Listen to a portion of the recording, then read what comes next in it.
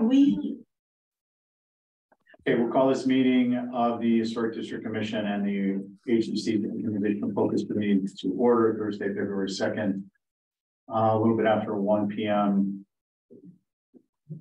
This meeting is being audio video recorded. Can I get a motion to approve the agenda? so moved.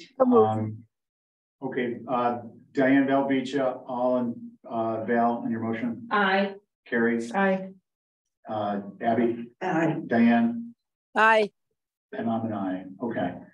So we're here, the OFC is hosting the rest of the members of the commission to try and have some structured discussion on a handful, well, not a handful, on two topics really.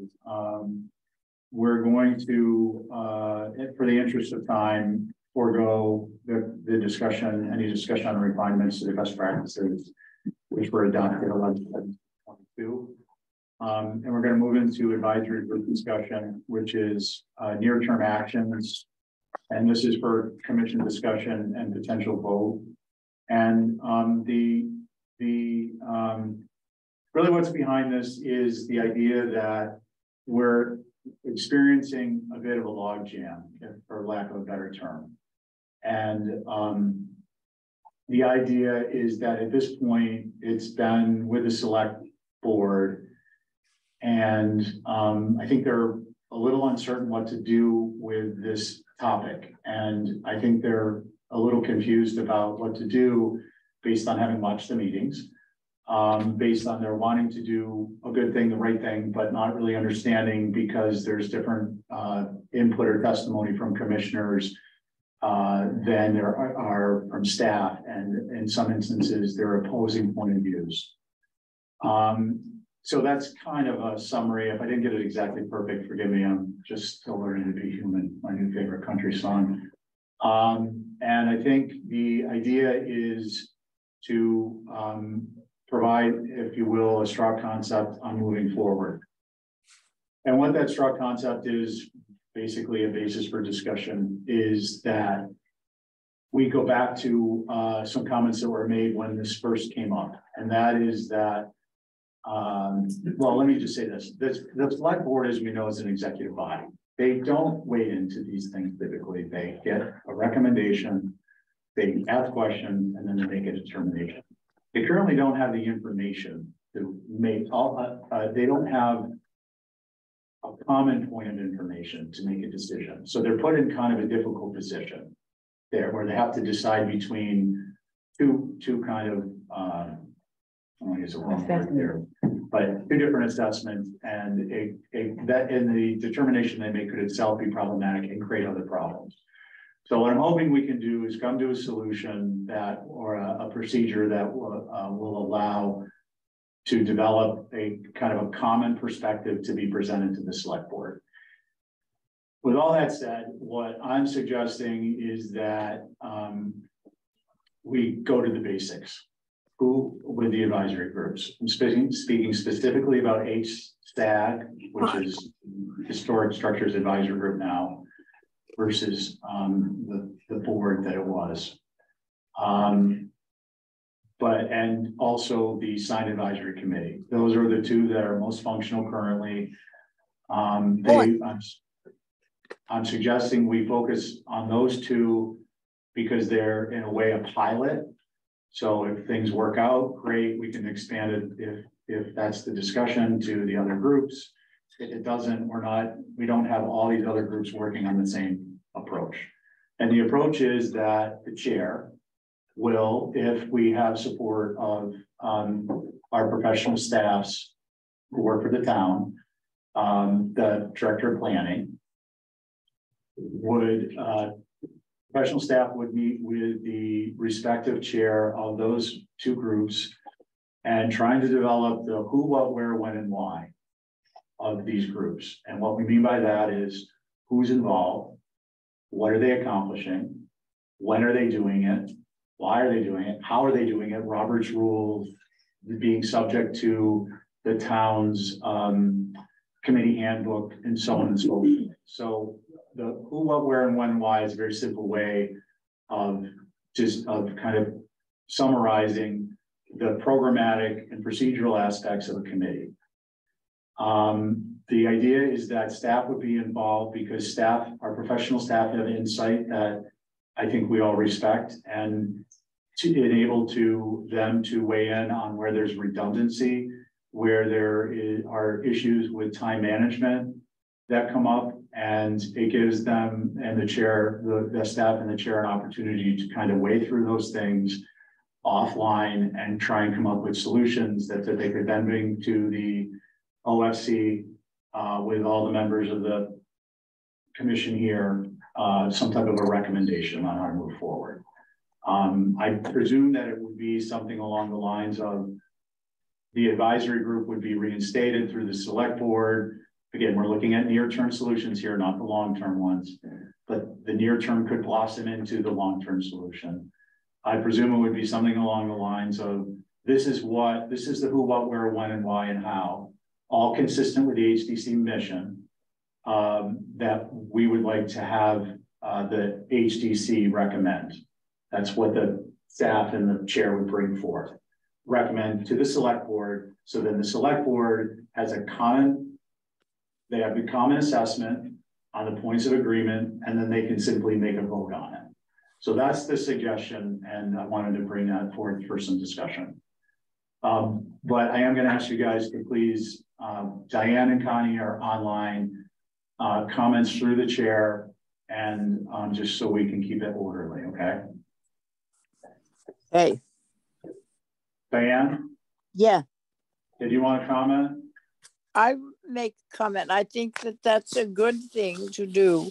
I think that we, as the commissioners, and advise and auxiliary commissioners, should get to discuss it as they would see it. And I think the staff that we work should get to see how they want to present it. And then I think we should work together before we go down and try and argue it out. When I went down and presented the first one,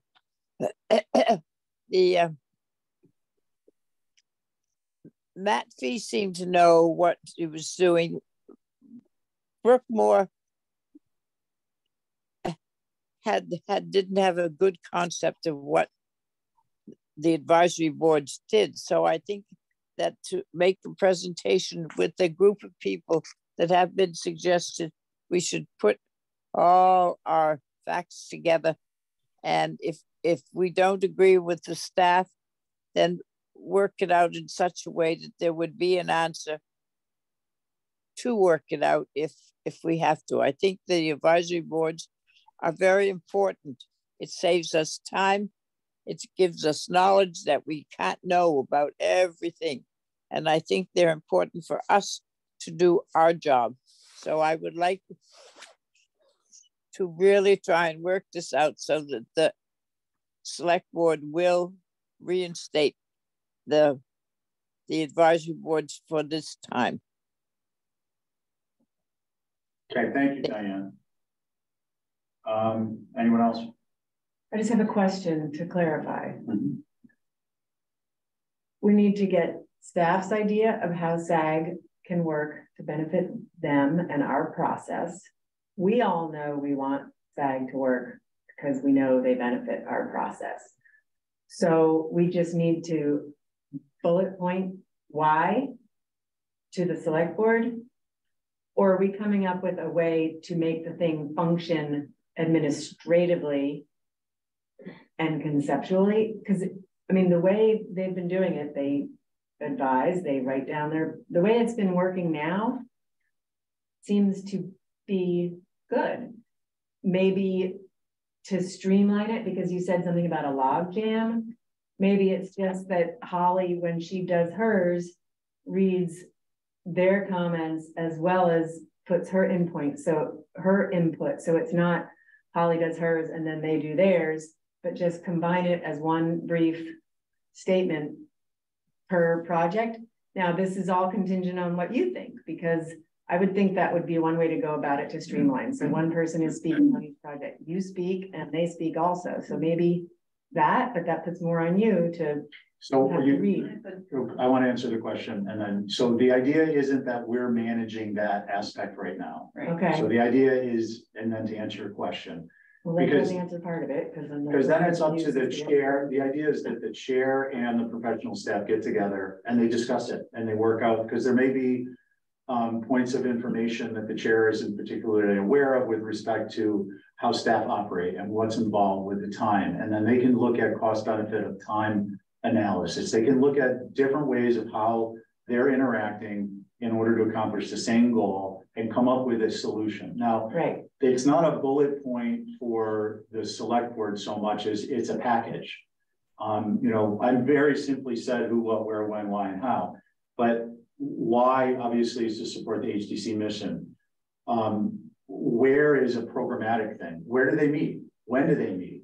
And do they need to meet? Well, one second. So the idea is, yes, it could be. They can review on their own and send in. That could be part of the solution, but the idea, I want to get to the salient point, which to the answer to your question is, they're providing a small package of the relevant details so that the select board can look at it and say, oh, I see. This encompasses an executive summary of what is being proposed, who you are, who constitutes the group. Right, I get all that. Okay, but I'm just not sure what, we know we want them, right? Well, yeah, well, we're not here to determine whether we want them or not. We're here to determine the process by which we try and take it to the next step, because currently, if it goes back to the select board, we're going to be in the exact same position where some of our membership shows up and they make certain comments on their assessment. Staff show up and they make comments based on their assessment. The public shows up and they make comments based on their assessment, and nothing has changed. Okay. So this is a suggestion to try and put the two most important players together, which are professional staff and the chair. One sec, Holly. Mm-hmm. And then have it come back to the HDC for actual discussion before it's advanced. It may be, you know, an iterative process at once or twice, and then something would be forwarded officially to the select board. Because we've been sitting around on this since we haven't been sitting around. It's July. Right. I thought that's what this meeting was, that we were going to bang it all out. We're going to get their perspective. They're going to get our perspective, and we were going to. I would suggest no, because write some notes. We don't have enough information, I don't believe, to be doing that productively. I think what we're missing is having our professional staff and the chair of the respective two advisory groups, again, as a pilot, getting together and having a discussion to figure out how to proceed. And then we can go from there. Holly, do you want to comment? Yeah, I do. So there is a staff and chair meeting tomorrow that's already been scheduled. Oh, good. So with who's chair? all three, that would be the select board. No, I'm referring to something. I'm referring to the advisory group chairs. Oh, well, quite frankly, I think that would be a moot point, because at the end of the day, the advisory boards as they stand are not legally constituted. Right, but so we need to come up, look, what's happening now is this keeps coming up on our agenda. We're getting emails constantly. It's a discussion point, it's a friction point.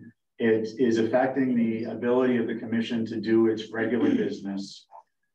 You guys may not be privy to all this, but I'm not privy to all of it, but I do think we did hear from HSAG, and they do want to be reinstated. They do want to be able to do their job. Right. I have not had an issue with how they're doing it.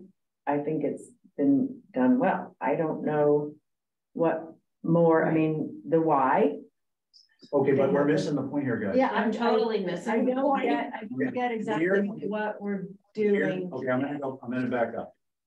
We are trying to come up with a solution, a procedure whereby we can, as a commission, provide a assessment to the select board that resolves the issues that have been presented at the last two meetings, I think it is. Which are, There's a disconnect between what the professional staff assessment is and what the commission's assessment is and what the advisory group's assessment is. assessment of what? Each I know. project or? Do you, wait a minute, That's- please don't.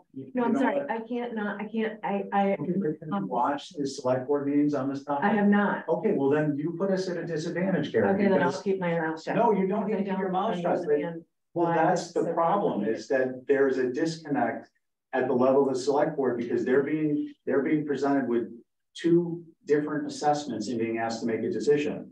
And they don't have the information to make the decision. Stephen, can we go around the table? Yeah. Yeah, let's go around the table and ask. Different assessments. The staff assessment and the commission's letter are not congruent. Why Okay, don't we well, just I'm have a not- conversation? Yeah, why don't we just talk about that and try to figure out where the Because- common ground is and then present that? And check and verify it with the commission and the staff. Okay, Staff sitting right here. we can decide to do that. The problem is that that's not what we're prepared to do today. We don't have the information to do that. Okay, We don't have we don't have anyone doing the legwork on what is your mission? When are you gonna meet? What are the criteria of your membership? All of these little details that the select board need to have put into a packet to make an informed decision. So all I'm suggesting is we start that process between the past chair of HSAB and the past chair of the SAC, so we can get some stuff on paper. It gives staff and those chairs an opportunity to resolve points of potential contention or incongruity is probably a better term. And then it comes to us and then we can discuss it. so we need to get a letter or that from the two chairs. No. I'm suggesting they get together and have a discussion. Oh, well, then they should be here. Nikki is literally right there on. You guys, Don't get frustrated. It's a very Yeah, complicated is. process. Here. how you do these is you break them down. And So I we're feel like chunking what it they're down. doing now, it seems to be working for them.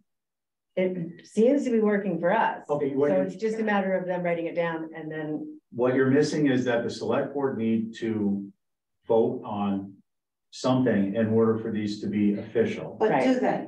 That's a. Well, I don't No, know. I mean, we keep getting Right. letters saying we want Okay. them to be No, official. So there's a letter from What, a I'd lawyer like to that- know what it is that I the would way it's too. going that is not, All right, can we hear from Holly and Mickey? Because they're the heads of their certain. Well, I want to Those say two groups at something. least. let's Yeah, back Abby, go, up. sorry. Let's Abby comment, Okay, Dale so comment, Holly comment.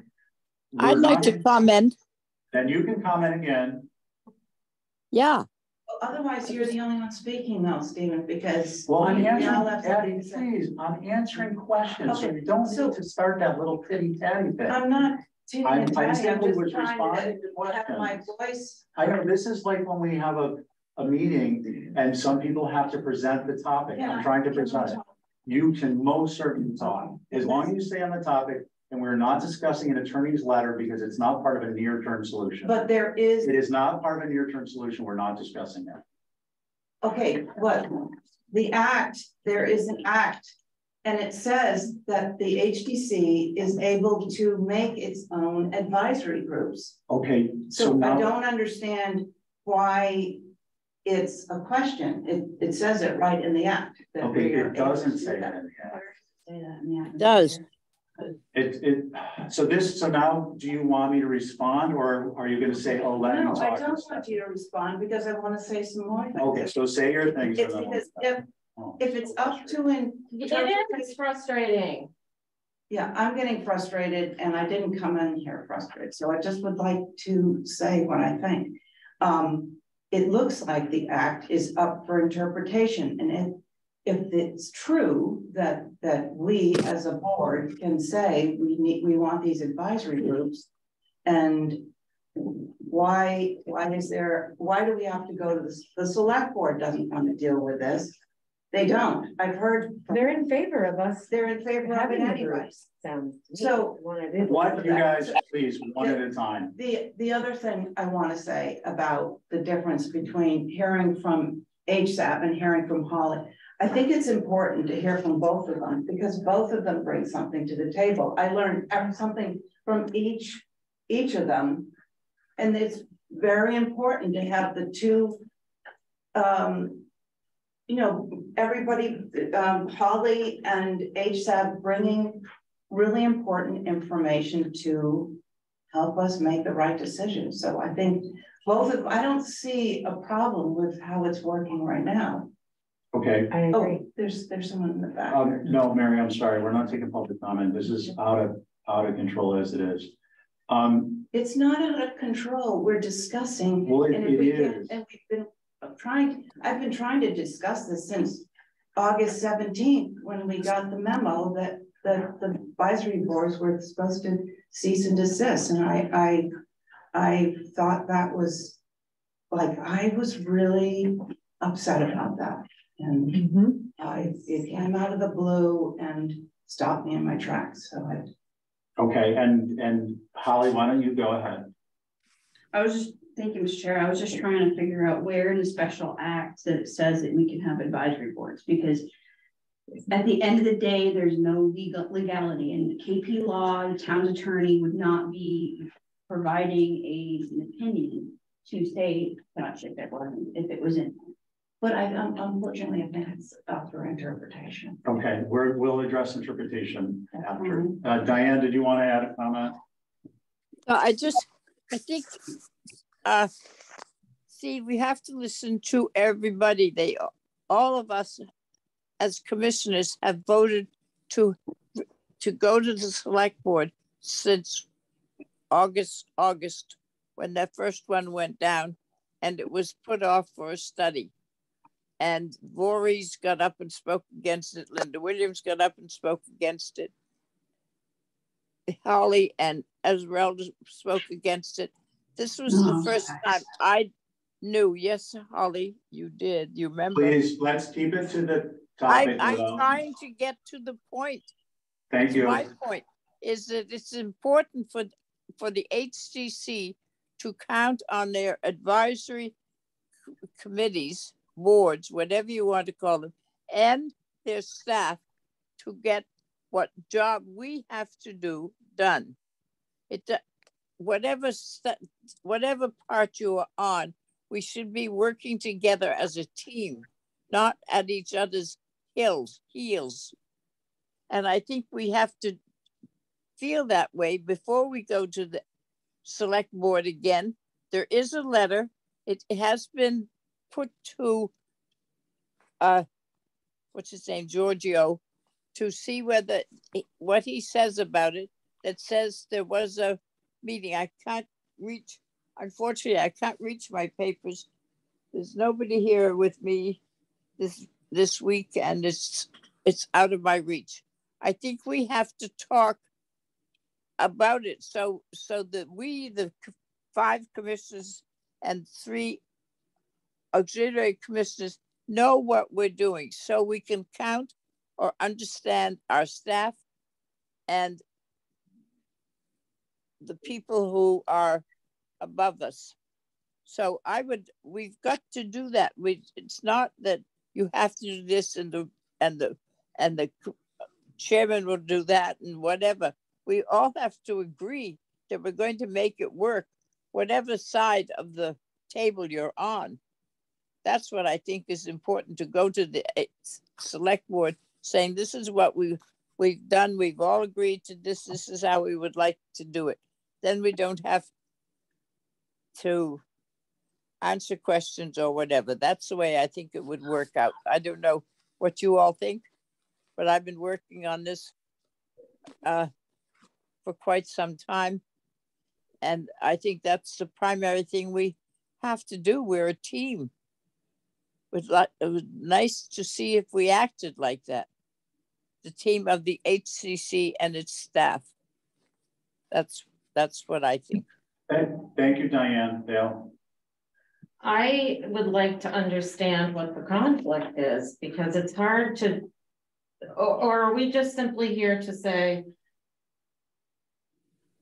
let the staff and the chairs work it out, and then why are we discussing? I don't understand why we're discussing it, because I really don't understand why there is this disconnect. Is it because they give you, that's more work for you guys? Is that the basic crux of the issue?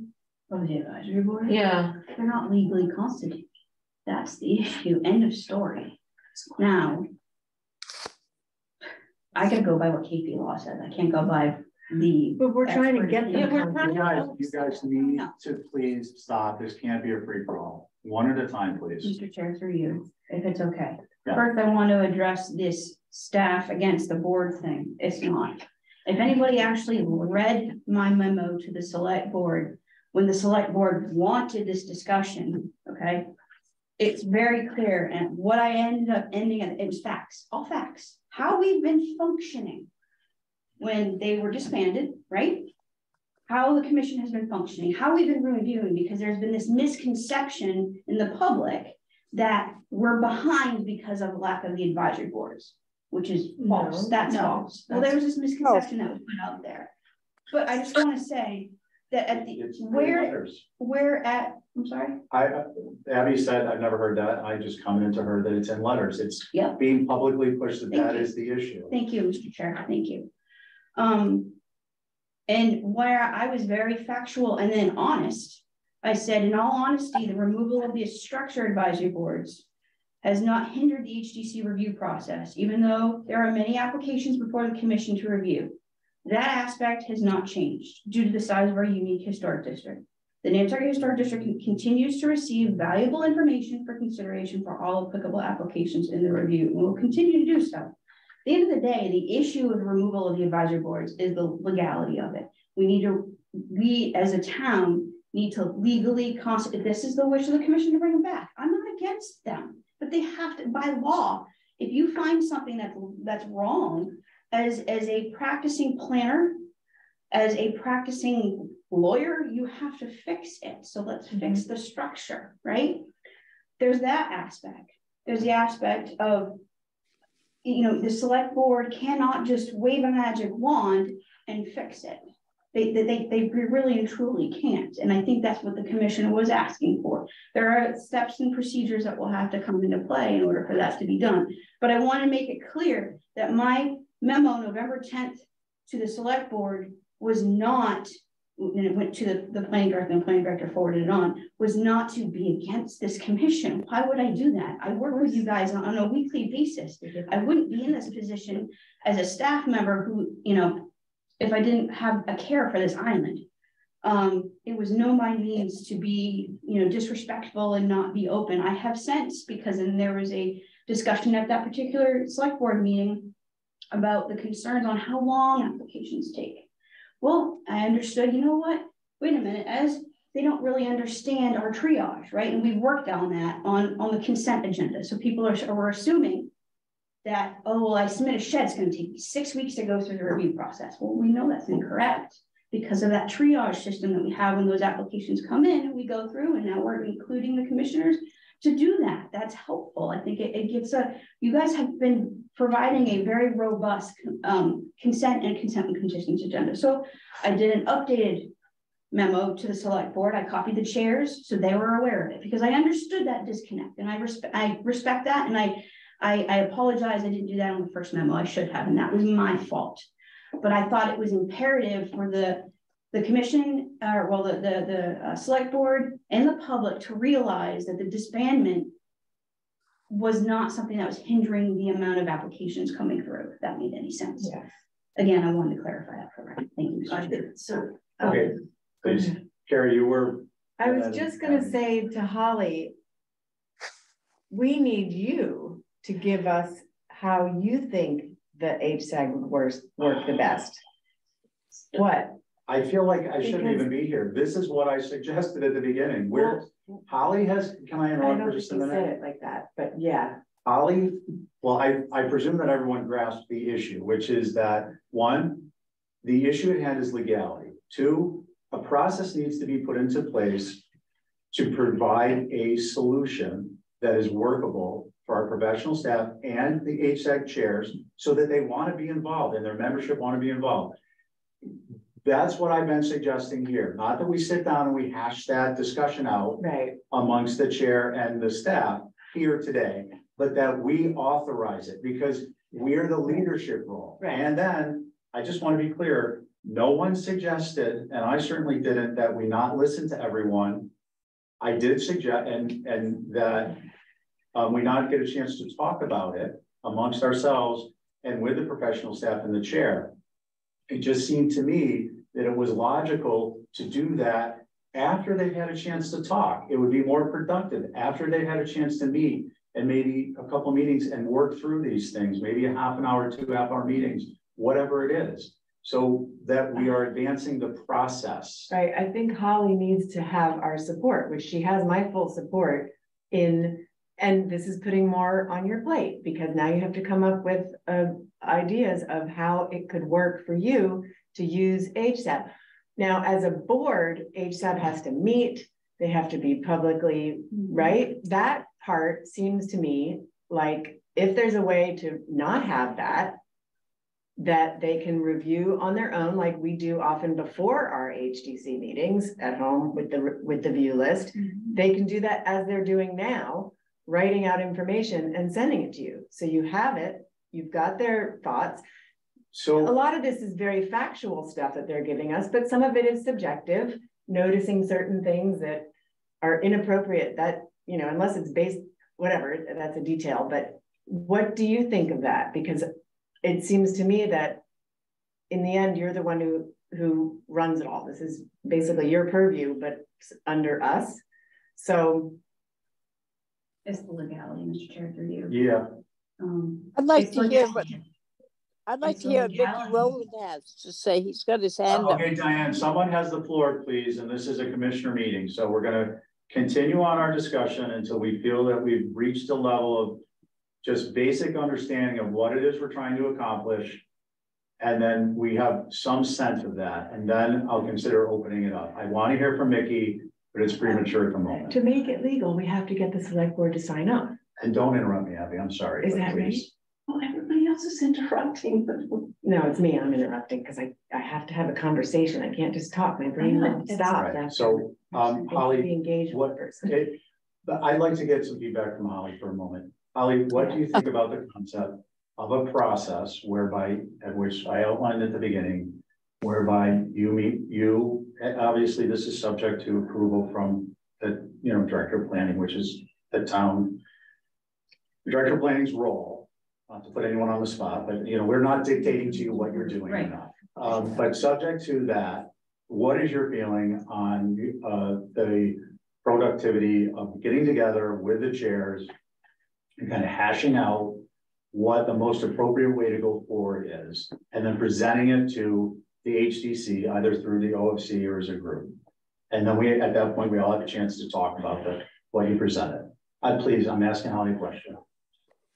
So, well, first of all, the legalities first, because the towns, the advisory boards are, they're defunct. They're professional. They're people that are just part of the public. Okay. So those comments that you receive right now from August till now are people in the public who actually, we know that they're, are knowledgeable. But that aside, that's why there is no vetted process with them not being legally vetted. Okay. So they send comments, which is great, I think, to the commission. However, that due process that applicants don't have anymore. I think you two are agents yourselves, don't get to have that with review process. That's what's missing. And yes, that review process where people get to go before those folks to get that information. Now they're just hearing it. They're hearing it at the commission. They don't get a chance to say, well, or wait a minute, they're taking it, they don't understand this part, they don't understand that part. Again, that's where the legality comes in, where a process, I agree, I'm very process oriented, there should be a process of that, and that's what needs to be vetted out. But before going to these advisory folks to figure out what the best process would be, again, we're going to be having a chair-to-chair staff level meeting. Yeah. And this is this is one of the topics, because we have to have it we have to make the legalities work. I have been doing research on what other places do. Not many places have advisory boards for their historic districts, none in Massachusetts, I will tell you that. But there is an example that I was provided, and that's where that link would be for the advisory board. So again, that's that. So right now, as it stands, comments coming in that you've received, I think, are great. You've probably seen a lot of duplicacy between myself and theirs, which is, I think, a good thing, because that means we're both on the same page on this thing, which is your basis of your review. Until I think town leadership comes up with a process, I think, if I'm correcting me wrong, Stephen, if this is what you're asking, to have the chairs of the advisory groups that have been meeting, right, that we're wanting to meet with staff. And I think that's down the road, once there's actual clear legal established process with procedures. For instance, the Sign Advisory Council is the only one out of all the advisory boards that actually have a legally kind of, you know, crux of this is what their mandate, if you will. Okay. There is kind of a missing link between the assigned book and I think there's a section in the code where it brings that all out. But that's what needs to be done. There needs to be a link between the two. And yeah, where does that stand? Where is the town moving forward is going to be the biggest question. I think it's clear that you all would like to have the advisory board. You see the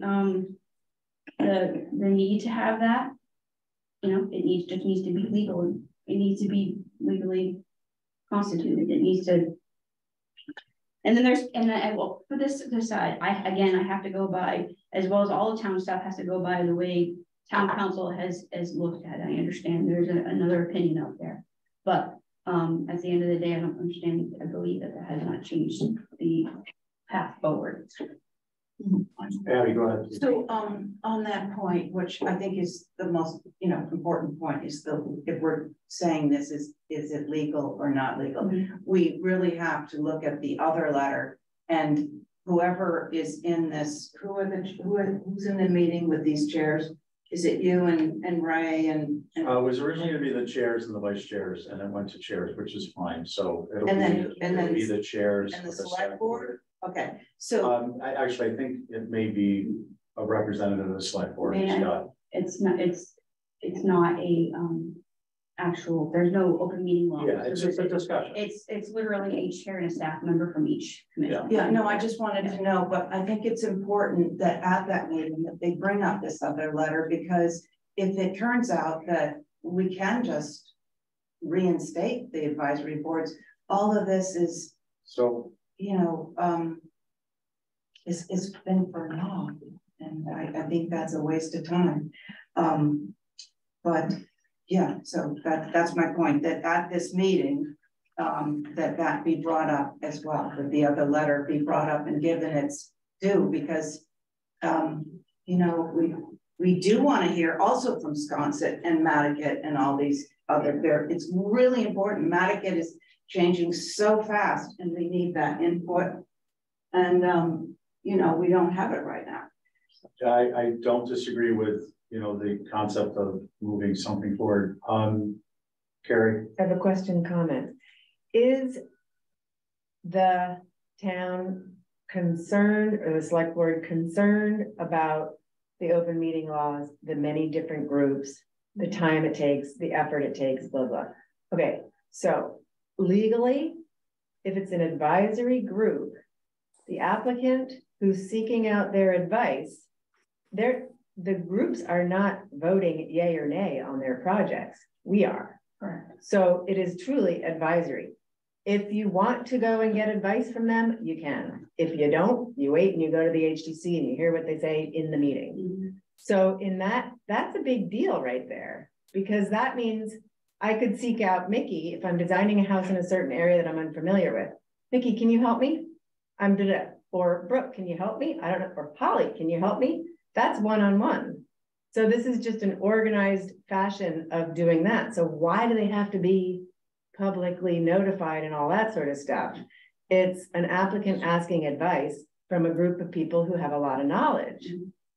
So you're in, Matt. Yeah. You're in, so where you are right now is the in-between area. Right. And this, well, just bear with me a second. That this meeting was not about the in-between area. It was about the select board having received a couple letters and really not being certain what to do under their current legal authority, which is to reinstate any of these advisory groups as they, right now they can do that. Mm-hmm. This was a discussion to try and get two groups together to remove the logjam that happens at the select board, get our consent that that should happen, and then let them discuss it, and then let them come back with a recommendation. The in-between area, what you're talking about now, is something that well, I mean, it's all substance once we get to it, but you can't get to the substance of the discussion of what to do next with the select board if the professional staff and the chairs don't meet and discuss it. Right. So I'm giving ideas for the discussion because I'm not going to be at that discussion, and I'm thinking of things that might help get a consensus. But That's what my point was. I understand that. There seems to be confusion about why we're meeting. That was number one. Number two, you're talking about a process that, yes, the select board don't need to be involved in. It may have advantages, it may have disadvantages. We can't know those. We know our own experience with them, but we don't know the operational aspects of that, of the pros and cons. The chair does. He knows what of those groups understand the benefit of maybe not having to conform with the open meeting law notices and all that. Right. And being able to meet on people one-on-one. But the idea was to get them together with Holly so that they could put all that in a piece of paper. Right, but with our perspective. Well, and that was no. Oh. Our perspective comes next. When's next? That's where we get lost. When's next? Like So- what? No, please, I'm sorry, I don't need to be frustrated, but I'm giving them a response and they're asking me a question. Right. okay, so can I Go give ahead, a response or Well, that's a good question. I don't know, it wasn't directed to you, and if you're gonna bring up the legal letter again, no, I'm gonna address that. No, I'm not bringing up the legal letter. I I'm just wanted to say talking, that. I'm in this discussion. Okay. So give me a little respect. Abby, it's not a matter of respect, it's a matter of respect for the process. We can't all talk at once. Correct me if I'm wrong. You're I'm talking. asking me questions, I'm just trying to answer them. Please speak, Abby. I'm saying that it did go to the select board, and the select board, unfortunately, I think they want to get a group to look at this as objectively, and we don't need that. We need just the chairs and the select board to look at it and decide. We don't need an extra committee from outside looking at it, and I'm afraid that's where it's gone. Well, okay, so I want to back up a minute. I'm not suggesting a committee from the outside. And in fact, if anything, I'm trying to suggest a really simple process, which has 2 or 3 steps in order to not have to get involved with that, because it's going to be much more involved than people may think. It's already been suggested. Fine. So I'm not, I just wish people would, as opposed to, I apologize for being frustrated, but part of that frustration is people are focused on how something is said versus what is said. And I really wish people would listen to what it is I'm saying as opposed to how I'm saying it. We will have an opportunity under what I suggested, and you're all free to come up with a different solution, to talk about the pros and cons of what is being suggested by the professional staff in concert with the chair of those 2 advisory groups. We will have a chance to weigh in and talk about that when it's timely, because they will both have had an opportunity to speak together and then present something to us. It doesn't have to be a formal thing. It doesn't have to be, a white paper. It's just, they're going to put their heads together and then they're going to come to us and then we can talk about it. So we're here to say, yes, we agree with that process. Yeah, this was supposed to be a simple, short. But I don't, like around the barn. I think we're all on board Right. getting the process going. It seems like the select board or the town is hemming and hawing about reinstating these guys. Yeah. Otherwise, they would have done it on the first meeting that we asked them. I think that the reason they don't have a clear direction from the HDC other than reinstate them, and then they received assessments that were not totally in alignment. So they didn't want to act on it because they don't have enough information. So we're trying to come up with a simple way to put together the information so they can act. But we don't have the information either. Well, we will once we get through this part of the meeting and we ask that they get together to give us the information. After another meeting. Okay, so we adjourn and then wait and have another meeting after they meet. We would Right. discuss this topic at a later date after we have the information presented from the professional staff and the chair of each of those groups.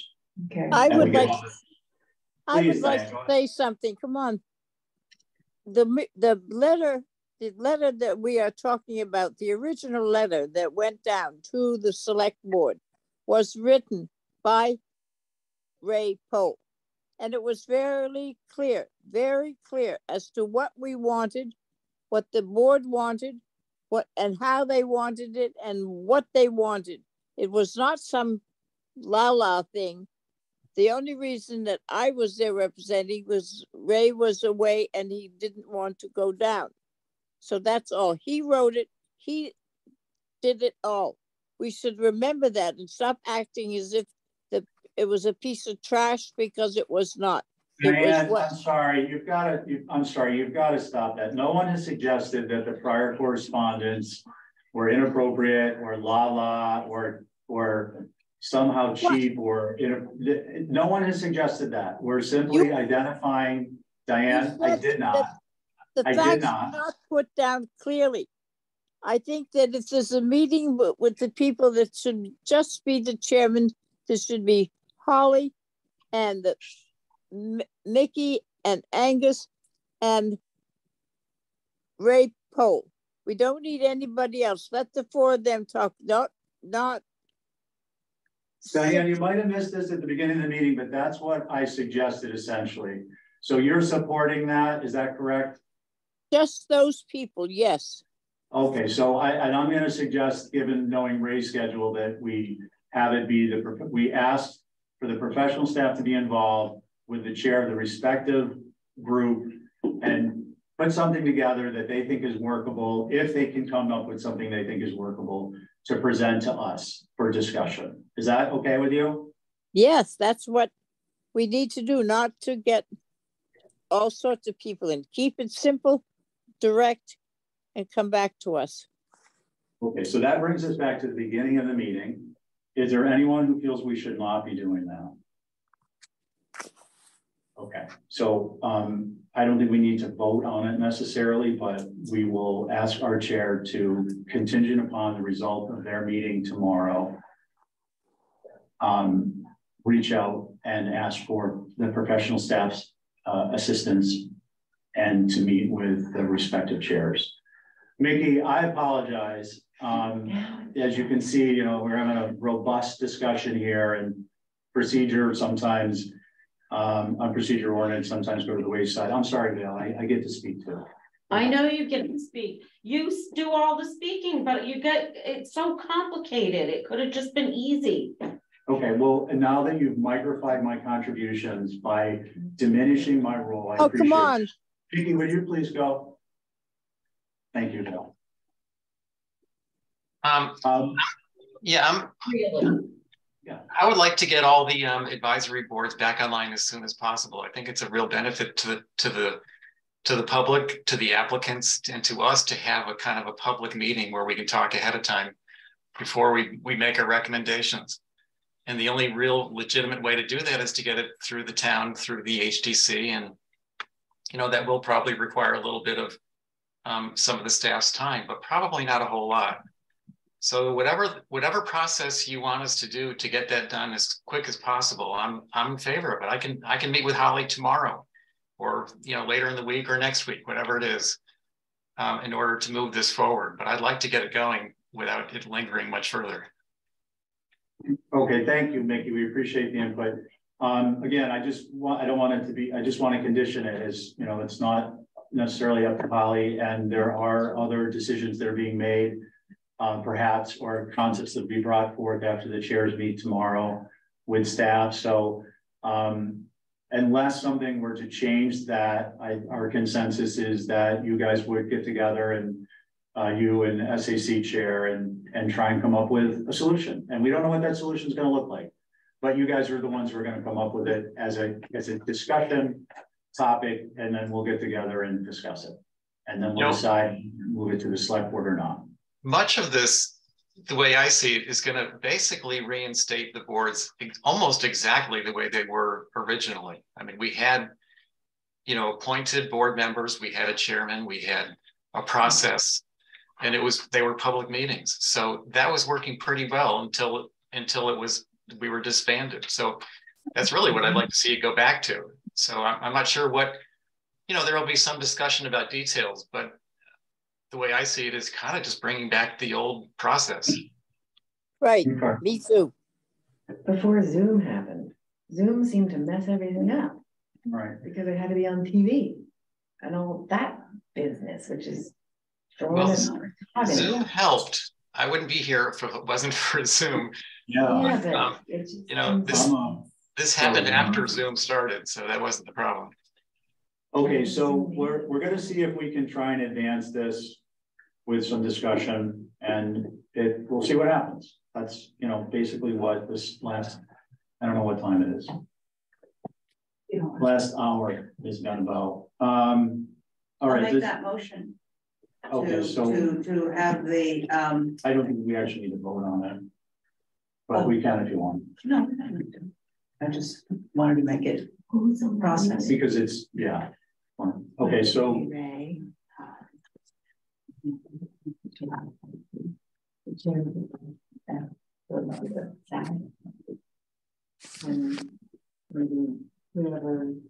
boards on the boards.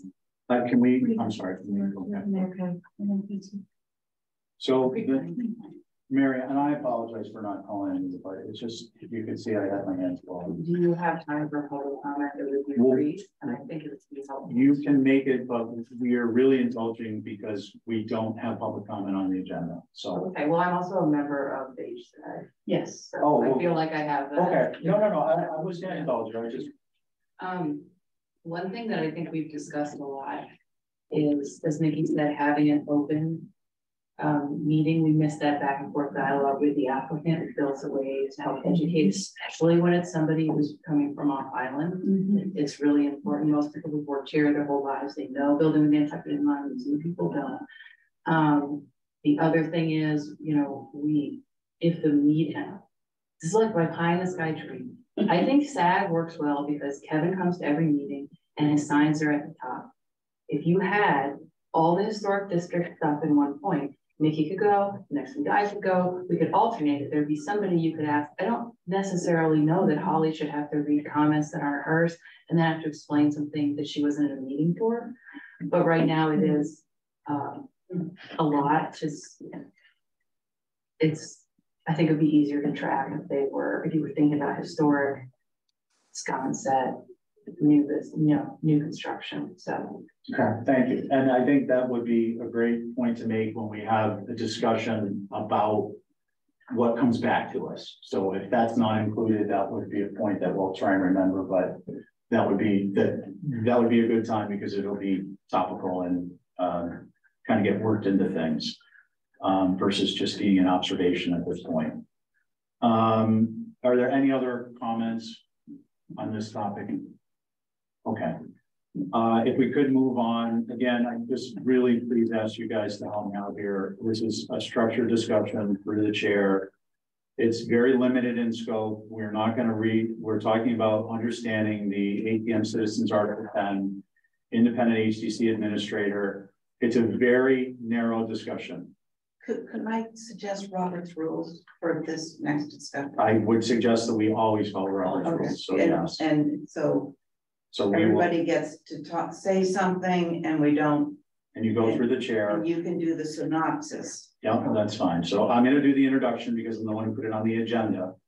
And what I would like to understand from Diane is what specifically would change under the result of this article. I don't, I have to, Dan, I'm sorry, I'm not yet, please. I understand the history, I think. I understand the kind of emotion behind it. I'm not saying I necessarily agree or disagree. I'm just saying that's not the topic of this discussion. It is simply what would change in your mind by implementing your article. And then we can all have an opportunity to say what it is we think would change. What would change would be we would have a administrator who was well-versed and educated in historic preservation, historic creation, and the rest of the things that the federal government deems us to follow. They would have their staff working with them. Nothing says their staff is less good or not good or anything, but it would give you an administrator with that background who would work with the staff to help the HDC commission. And he or she would report to the Board of Selectmen, not anybody else, to the Board of Selectmen. And this would follow up with the board, the advisory boards being established permanently. And so it would be very much like if any of you, Val and Abby, were back in 2016 when this was changed, to make some explanation in the old way before the 16. The HDC was in another building. We're not asking for that, but it was in another building. It was in the old laundromat. We had our own office, our own files, and our own helper. So, and we met in that same building in the board meeting room. And it was turned on to he was fully covered for everything to run that commission. And as I remembered, because I was on it, it worked very well. It has only been sort of in the last couple of years that this has sort of fallen apart. I would like to see the advisory board that's not saying that Holly isn't absolutely established to be that if she wanted to be, or be part of the staff and help us. It doesn't say Esmeralda is do this or do that. She does a marvelous job. She knows what she's doing. And I think she's very good. We are asking for an independent man, person, woman to be the head of the office with knowledge. Sometimes things come in over the counter and accepted by people who are not connected to the HDC because it's just done. And that is where we get applications that don't have pictures, don't have backups, don't have window schedules, and they're accepted and they come to us, and then we have to turn them away because they don't have what we need, and it delays it. If you have a head person who knows exactly what they're supposed to look like and reviews them or whatever, it's done simply and clearly. That is, that's what it is about. Okay, so Diane, just from an operational standpoint, what I gathered is, it distills down to having complete applications, having someone who's part of, as you said, an independent administrator, and without the other things you listed, but the operational change would be complete applications. One of the things, yes, it would make complete applications much more, many more than the ones you sat there and said something isn't in there because. Yeah, Diane, I'm sorry. I'm just trying to clarify. I'm not judging what you said. I just wanted to make sure I understood operationally so far, you're saying complete applications. So from what would change perspective, are there any other operational things that would change to your mind? No. Okay, not so any, just no, go ahead, I'm sorry. Nothing more operational. It's the acceptance of applications, proper applications. That's what would be a big one. Yes. Okay, thank you. Val or Abby? I think it's in my mind, it simply would be just a person who's just dedicated to HDC, not doing any other things in the office except for HDC stuff, I think is what right. The point Diane's trying to make. It's you don't get distracted by doing things for all the other departments. It's just this one department. And it could, having one person responsible for everything HDC could potentially streamline things. And yeah, I think it's not a reflection on our staff. I love our staff. I think they're awesome. I just think we need one person to be in charge. And then operationally, what would be the change is what I'm trying to understand. To your mind, what would happen different than happens now? What would be the result? Like Diane said, complete applications. Yeah, that was one. And then just like process follow through. I come back to the Kendrick situation, like just somebody who knows every single thing that's going on with every single application. Whew, with this many applications. Yeah. No, but also that person. They did it before. They can do it. Diane, please, again. please. I feel like it set us up in unnecessarily like an adversarial position, and that I don't believe was the intent. I think it's really just to say, please, let's just have somebody who just does HDC. So Diane, I'm sorry, I'm just trying to facilitate understanding.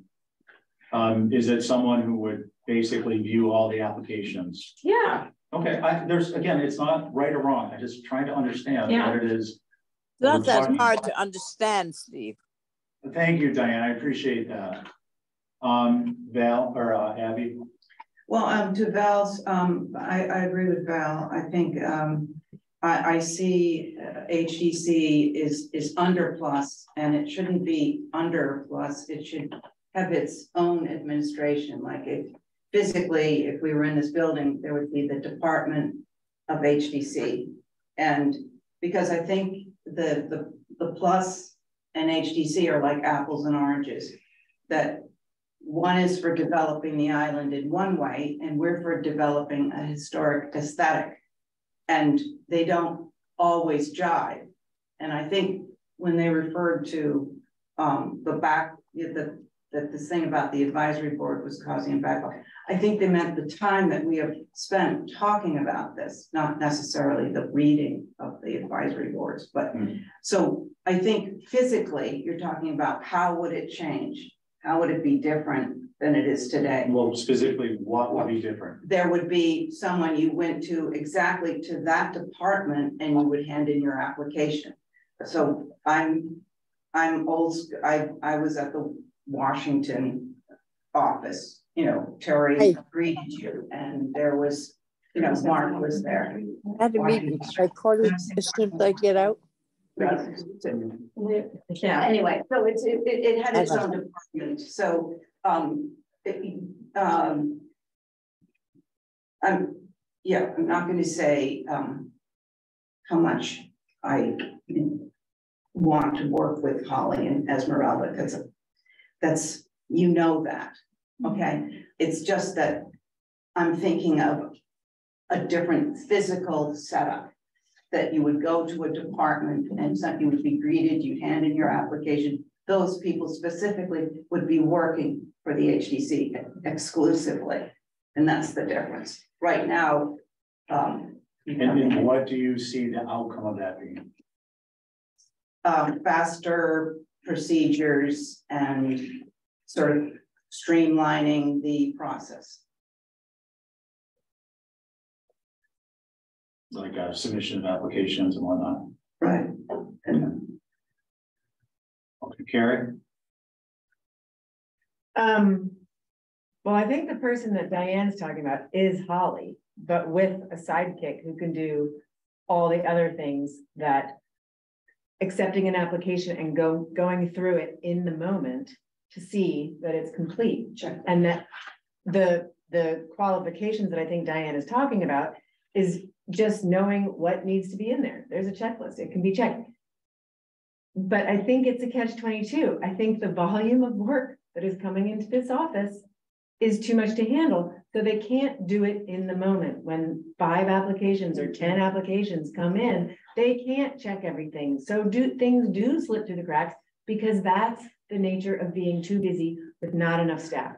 I don't think you need to have another Holly. I think you need to have what you guys are sort of talking about, streamline people who are dedicated just to HDC. These guys work 90% of their time on HDC. Oh, I know. So it's a matter of telling the select board, we need another person, and that person is going to be the drawing checker, and they're going to be the double checker on applications that come in that are, you know, revisions that need to be checked back to what got approved in the first place. So it's really just, they need more manpower dedicated to the checking in of drawings to make sure they're complete, and then the double checking of cross-checking of applications that have been looked at before, revised and 20 minutes time. These guys don't have the power to do that. They don't have enough time in the day.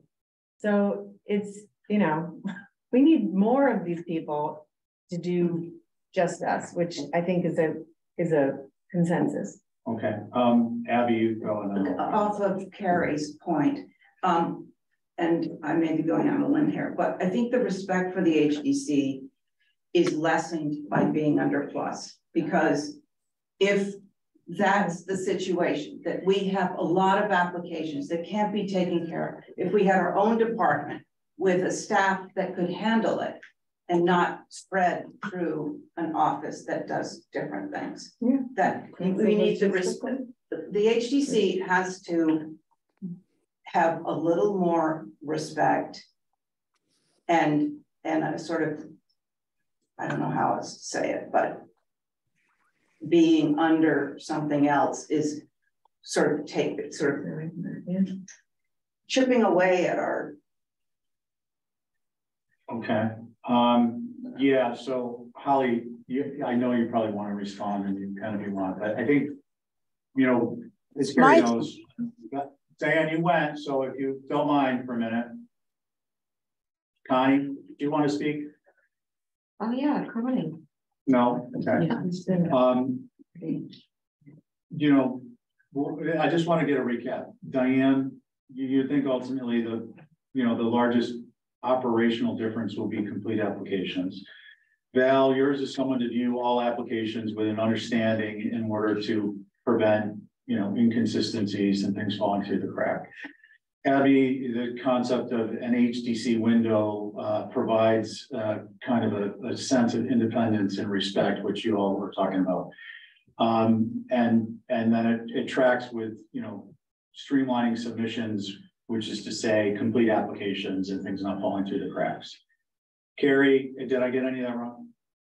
Carrie, yours is, you know, Holly is essentially doing what Diane has described as an architectural or preservation oriented individual, but not as the administrator, and reliance on checklists, which should be used to avoid things slipping through the cracks, and the concept of,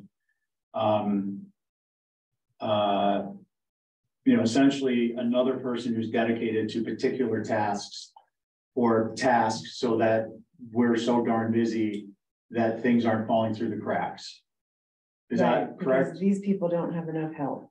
No, okay, I'm not, Yes. yeah, I'm not, I'm just trying to understand what you That's think would it. change operationally.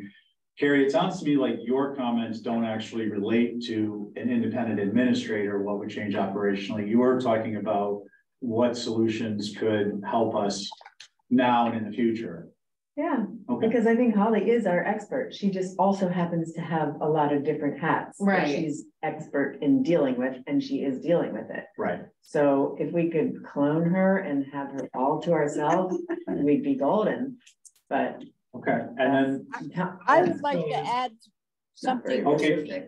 Diane, hold on one second. Let Carrie finish, please. I'm done. Okay, go ahead, Diane. When I made this warrant, I stated it very clearly. I don't know why the question comes up.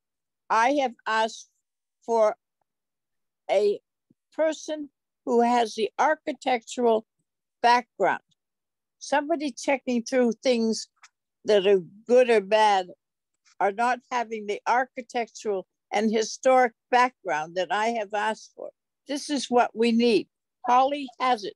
She's been told about it. She covers several other jobs. She couldn't do this job and do all the rest of them because the person who takes this one is dedicated to the HDC. So we've lost track of that. And Val brought up 73 out of Tom Nevers, Kendrick. And that went out for redo a revisions. It was somehow approved. The person who went out and okayed the building, and then we got what was left. The same way with 81 Vestal Street. This person that we would be having would do away with glaring mistakes that we get marvelous coverage on every newspaper going to point them out and all the rest of it. This is asking for somebody who is dedicated, as Abby said, to this job and doesn't go and do anything for Plus, and Plus doesn't come over and do anything for the HCC. We had a thing that happened that somebody connected that I know went in to get a building permit. The person on the other side of the counter who didn't work for anybody took the building permit request and said, "Oh, I'll take care of it." This is not to happen on HCC. Diane, please, I don't want to go into building stuff. We're talking about HCC and it's not a building only to describe Diane, please don't be combative. I'm simply trying to keep the meeting on topics that are noticed in the agenda. Thank you. All right, this is my warrant. If you have a question any more about it, read it. It tells you what I want. Yes, Diane, thank you. I have read it, and I was curious and needed an understanding of what would change operationally. And you basically stated what would change is completed applications and things not falling through the cracks. So in addition, we don't end up in the newspapers, what you just said. So thank you. Right. Okay. Well, I think she wants her independence. I would put that down. Right, but operationally, what is going to change is independence is not operationally necessarily going to change things. If it is, I want to know what it is so we understand it. Okay. I'll do a couple quick comments. I think, I agree with Carrie. This is something, first of all, I think this is something that should have been brought. This is no news to anyone. My feeling is this should have been brought to the commission for discussion in advance as opposed to after the fact. I also then go on to say I agree primarily with Carrie. I think the idea of asking Plus to evaluate whether it makes sense to put someone on part-time or otherwise to help while we're just in this really busy time may have some merit. Because operationally, I don't see anything changing. I agree with all the others who've said this will help, you know, having someone to help complete applications, someone to view the applications with an understanding what's going on that could help Holly, or I don't want to leave Esme out of this, you know, Esmeralda came into this and she has picked it up quickly. She is, to my mind and my experience, and don't forget Billy Sod, who works on the signs exclusively, for us exclusively. He's the person who does signs.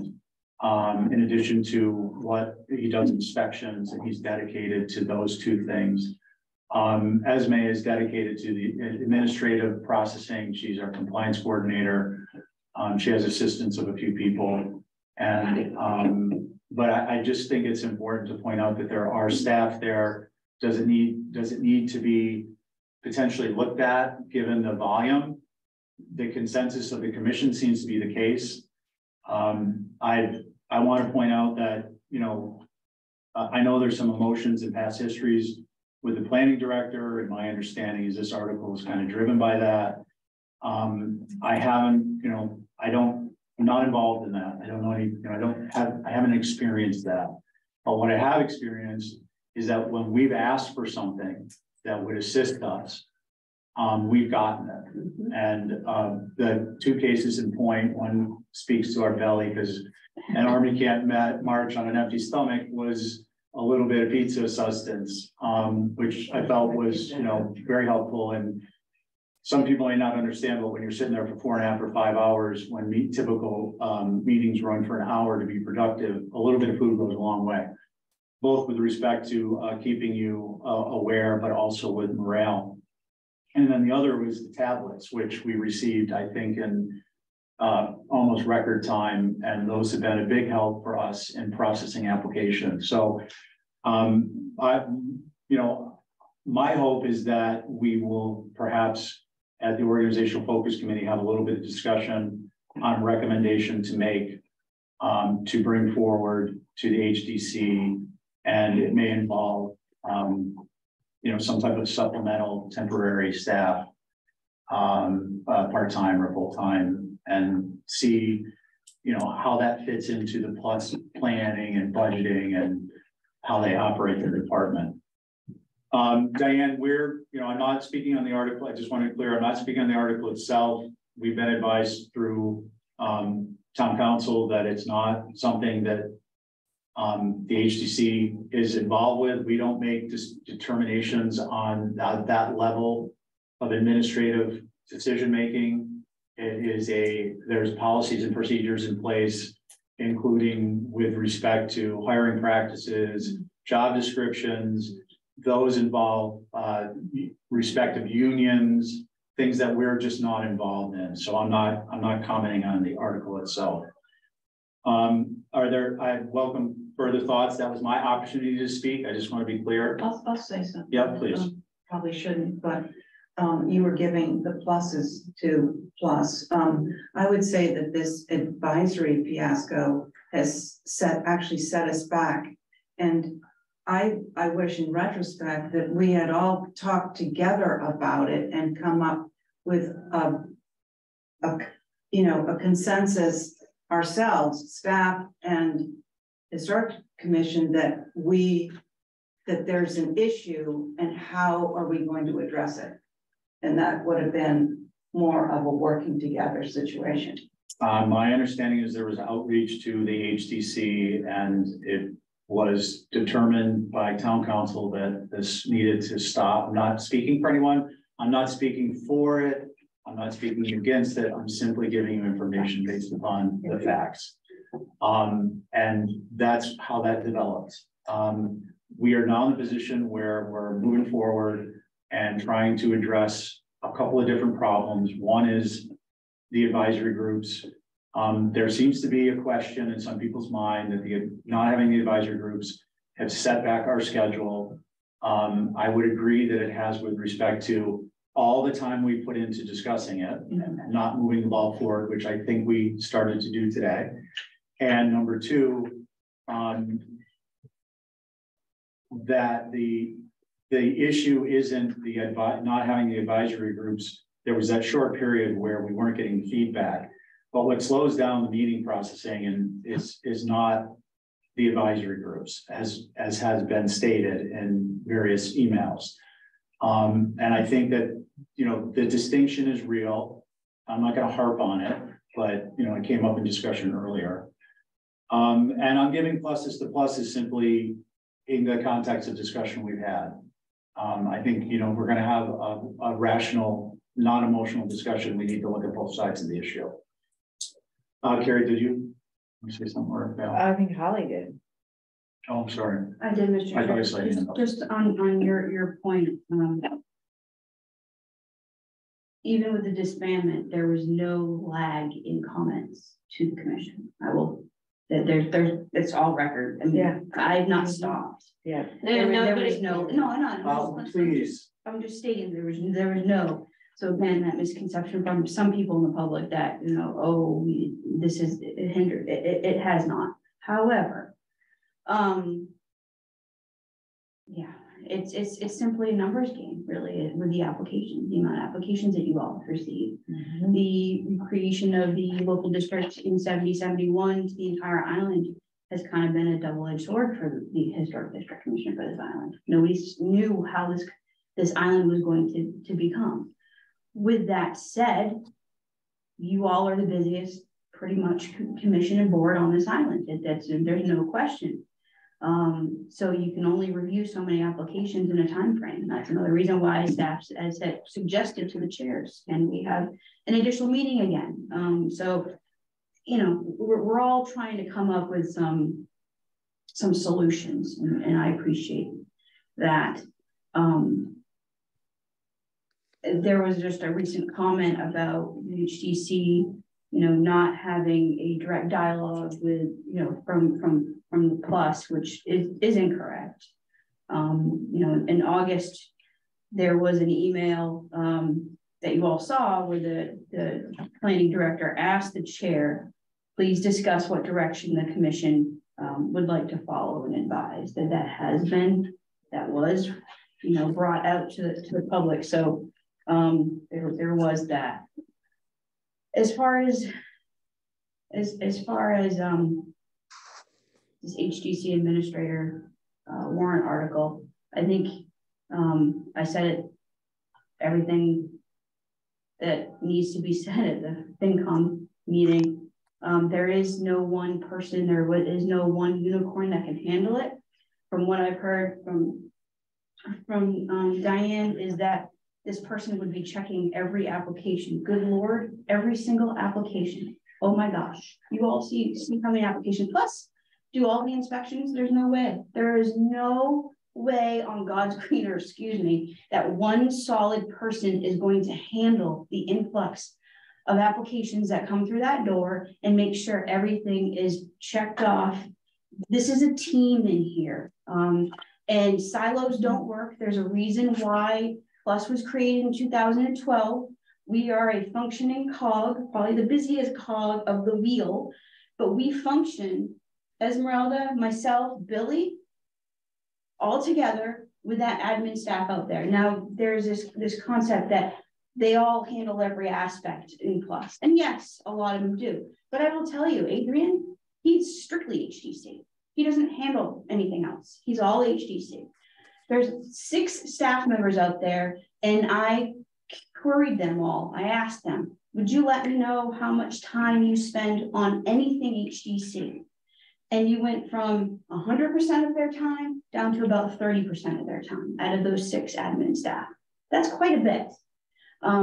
I see the administrative aspect of the HDC as Esmeralda, myself, and Billy working as a team for this commission. And there's no way that Esmeralda can set up an agenda for this, that, and the other, and I'm doing a technical review and helping this person and that person and trying to do staff approval. Oh, and guess what we got? We've got somebody emailing us pictures of this violation. We can't just stop what we're doing and go check out that violation.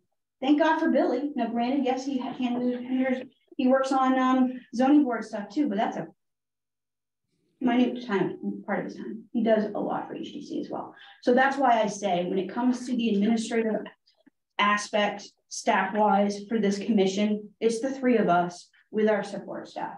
And I know you ladies see it day in, day out. You see it, you know, we all work together. If somebody comes through that door and says, hey, we have somebody out here who has a question on this particular application, you know, they vet as much as possible that they can, that's available to that particular admin staff. If they don't know the answer, they come to us. Again, you cannot look at this as a one-person stop shop to handle all the functionality of HDC. And I'll leave it at that. I didn't. Hold on, Diane. Val was saying something earlier, and then Abby put up her hand. So just please hold. Do you want to come? Yeah, I don't think we're saying it's just one person. I think we're saying one aspect of it Right. would be one person. Not, I think it's amazing what gets shuffled through this place, but conversely, I think it's frankly inappropriate to have volunteer commissioners having to call through applications just to try and catch up. I mean, you need another person. Oh, wait, can you give me a clarification? Are you saying with respect to consent, you want the staff to be doing consents? What were you saying? Yeah, I mean, why we're doing it because we're trying to help. But hasn't the HCC always been primarily a commissioner does consent? No, that started with Linda. Okay, so you're saying with respect to consents that would go to staff? It just means there's one other person who could be. Yeah, I'm just trying to understand. Yeah. That's all. I'm not judging. I'm just trying to understand what you're saying. Okay. It was Abby, then Diane, and then Carrie. I just want to reiterate what Val said, that when Diane's administrator would have people working for them, it wouldn't be just one person. It would be, you know, probably we'd have our own staff. It would be like probably 3 people. So, and it wouldn't be just one. And then my other point was that I think at the moment Nantucket is going through this huge building boom, huge, and it's probably the biggest it's ever been. And there's probably a chance that is going to flip-flop. So we may not always have, you know, this huge thing, but I just wanted to clarify about the staff not just being, it wouldn't just be one person, it would be a department. Kind of like it is now, but within a minute, like someone else is an administrator answering to the select board. Yeah, and it would get a huge salary because of how important the HBC is. Yeah. Huge. I just had a few questions for Holly and Esmeralda. Oh, actually, I'm sorry, Diane. Diane was next. I think if you look at it, we have to make the degree of wanting report to the Board of Selectmen. We have all our staff works under plus. You work under plus. And it shouldn't be that way at the moment, because the joining of those 2 groups is not to our advantage. How so, Diane, specifically?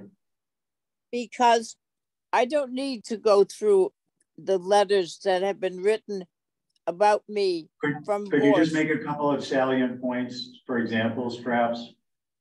I think that it is important for the commission, for the HDC commission, to stand alone reporting to the select board. I wouldn't have written a warrant if I didn't believe that this was the most important thing that we can do. At the moment, it seems to be. Diane, I'm sorry, but we were talking about, we've received this information from you before. It's not important, but are on a timeline. It's already 2:30, and there's some other comments. All right, fine.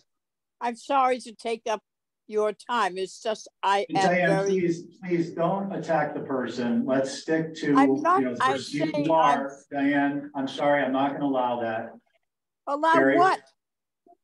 As he I just had a question for you guys about, because we're all concerned about incomplete applications and so many applications. So the historic ones get pulled out and sent to HSAB in a better world where there is HSAB, right? So that they can pre-review them, make their commentary. Some people might go home and take those applications and change them according to HSAB. So those applications wouldn't even come through you yet until the client or the agent has a chance to respond to the HSAB if they want, correct? That sort of slows those down a little bit, because sometimes we do get ones that HSAB has looked at, and then the people at the table are like, oh, well, we already changed those according to what HSAB said. So here we are with these new ones, and then it's not correct, right? It's not official because the ones people bring in after they respond to HSAB haven't been processed through the regular system. You're covering a couple different points there, right? Yes, one is when people change, they get to the meeting and say, oh, but I have these drawings, those aren't what I want to present. So that's what we're trying to do through the organizational focus. Right, so that's going to be taken care of. To stop that. Right. And we just got to follow our own rules. Yes. Right, so then the second one is simply having somebody check applications, all the applications when they come in for completion. So that might be the one person that could come in and that is their only job. You guys all juggle millions of things, but there are piles of applications that haven't been sorted through yet, correct? So maybe that's the one hire we need, is somebody to literally stand there and check every single one before they accept it. Because then you're getting all these things that are incomplete too. So it doesn't help you either.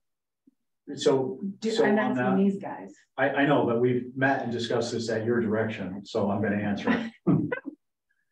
Because I just asked Esme if she wanted to, and she pointed at me. Or I can answer So, it, that's yeah, okay. You can answer. Please. So on deadline days, we usually have dedicated staff, which would be Adrian and Sarah, making sure they check applications. Right. But again, because of the influx, it's impossible. We would have a line out the door. There is no one deadline day, though, it seems. They come in all the time, but the deadline day is particularly crazy.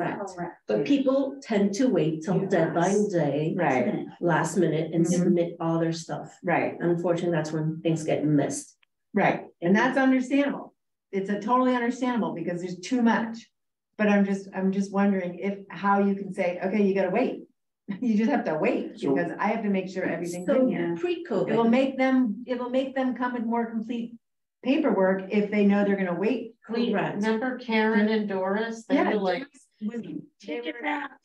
It's true, and they made you take it back. And if you make people take it back, so they're going to get it right the first time. Correct. And that was pre-COVID, and then COVID happened, and we wanted less interaction with people. Yeah. So now we do that. We started implemented that a few weeks ago. Oh, good. But then you have people complaining. Well, tough that we make you take the applications to take them back. So tough luck.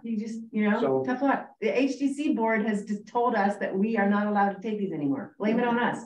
So we have proposed discussion at the HDC. We met to go over the best practices and how to integrate with staff.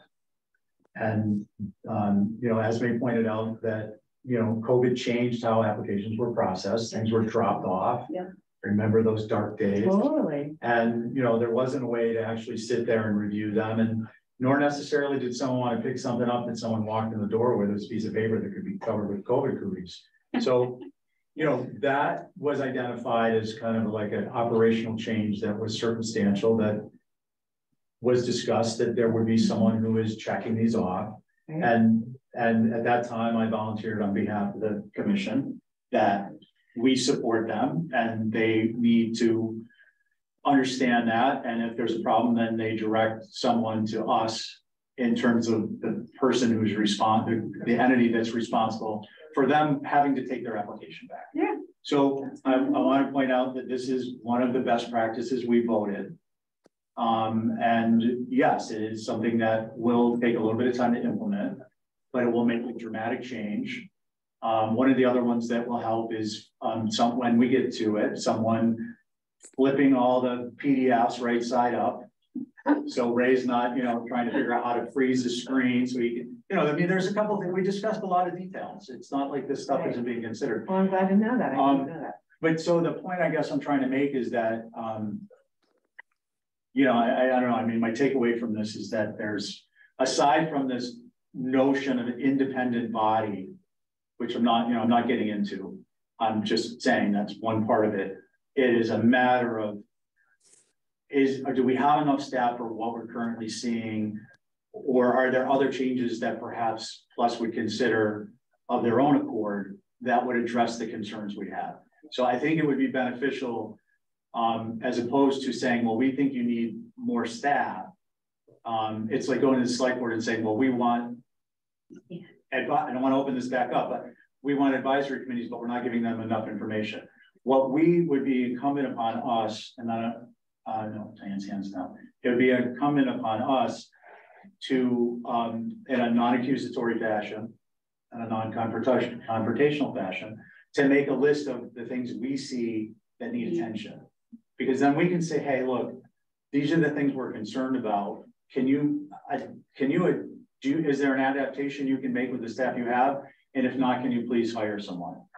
Right. Like, we can't just say hire someone. Like, we need to be, but we're giving them reasons why. We need to sit down and give them the reasons. Right, and we've just so that they can make a management decision on not only how they might address it, that may or may not include hiring staff.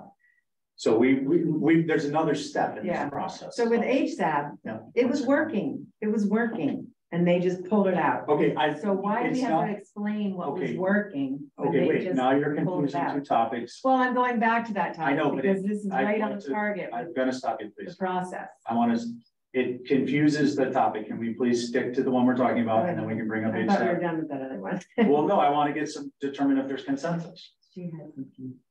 Well, can we? It may not be appropriate. Okay, can we determine, and then we'll go to Val. Do we have consensus that the next step in this trying to pin down what's next is to come up with a list of what our actual concerns are? You've been writing them down. Well, no, I'm talking about if there's any others. Like, it's incumbent upon us not to go to someone and say, hey, we think there's, you know, some shortcomings due to the volume of work, not anything you guys are necessarily doing or not doing, but due to the volume of work.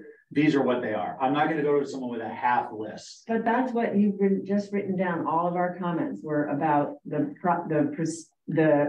practice to make things better that we think a person would help. But so, okay, maybe so the person won't help. Complete applications. Complete applications. I'm just looking for the list. Checking and double checking applications that have been heard, revised, just to make sure they're, so that really will take a lot of time.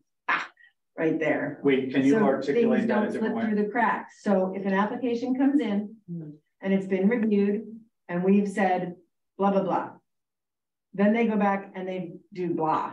But then they won't do blah, blah, blah.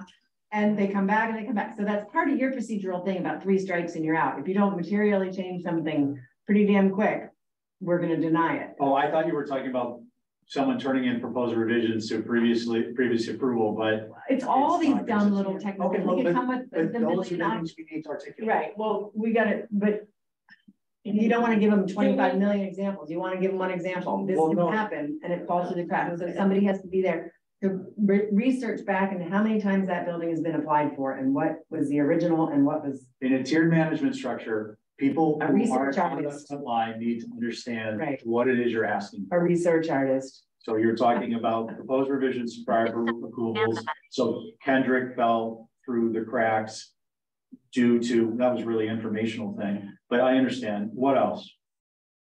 I'm wondering if we have a discussion about changing how we even apply.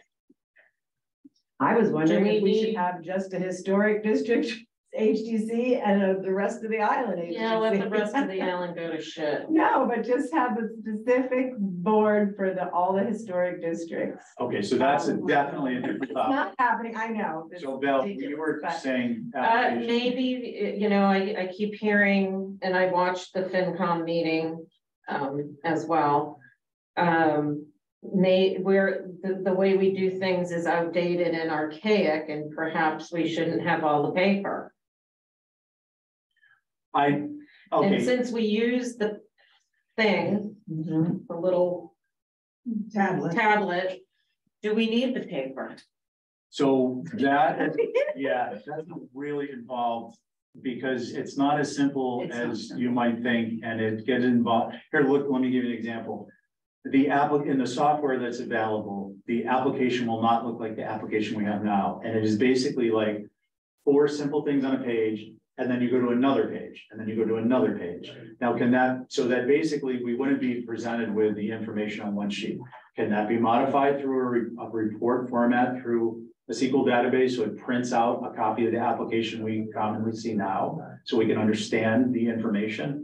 Probably, but that is not like a near-term solution, and I'm not suggesting we don't talk about it, but it's not on the agenda. It's something we need to agenda. We can talk about organizational, we can talk about HTC, however we all want, but it's not something we can really get into. Okay. Well, that was brought up by a plus director, so I throw it out there. That would be something. The 3-ply application, yeah. Yeah. Did you have something else on that? I have a comment on, but I want to wait if you had something else. Abby, what are we talking about now? What's the topic? Well, we are going, I think, well, what we resolved to was that there are, I'll tell you why. You know, we talked about we're in this big boom. Well, I don't know that the numbers bear that out. Not all the numbers, but what has changed, pools, solar, driveways, the amount of time we spend on mullion windows. We haven't, yeah, and we, you know, things around a pool that you can't actually see anywhere but from Google aerial view.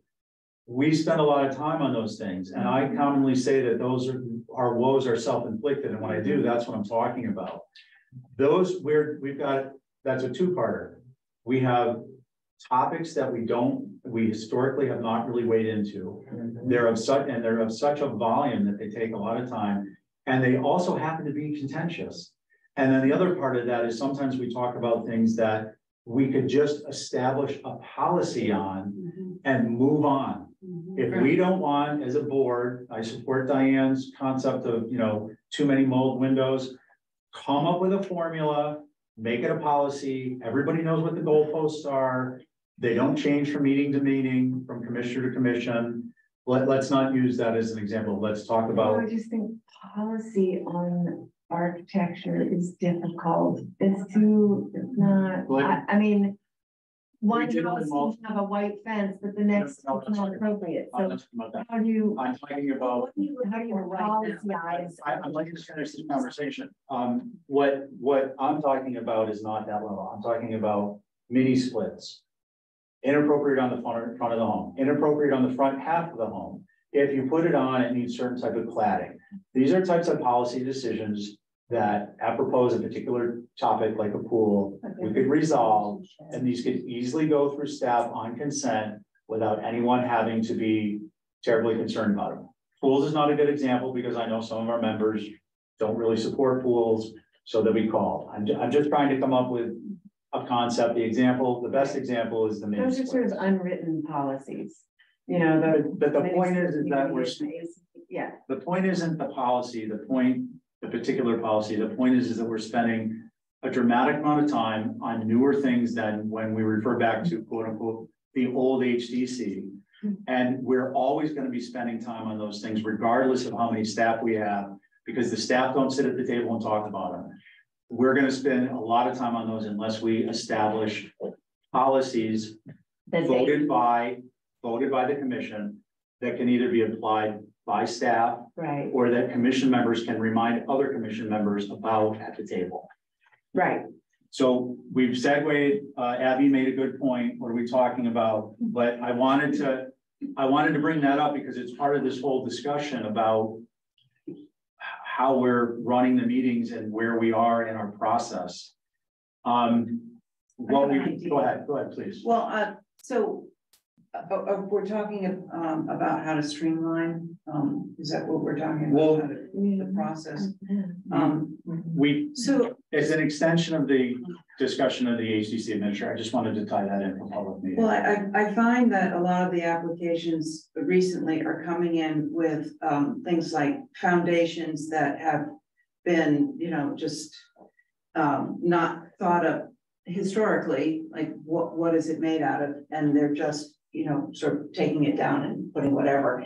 And there's sort of a disrespect for building in general. And I was just wondering if when somebody buys a property or somebody's working on, shouldn't they be sort of skilled in building with Nantucket in mind? So we don't have all of these things come before us. I mean, why? That'd be a perfect world, sorry. I had No, to say that. I know, I'm talking, it's not utopia that I'm talking about, but I think, it's a response. Here we've got this hugely historic island that we're trying to preserve.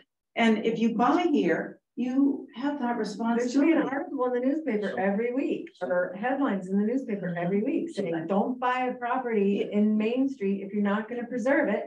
Don't buy a lot with trees on it if you're gonna knock them all down. Like, if you don't like the woods, don't buy property. Message out to real estate or some, but.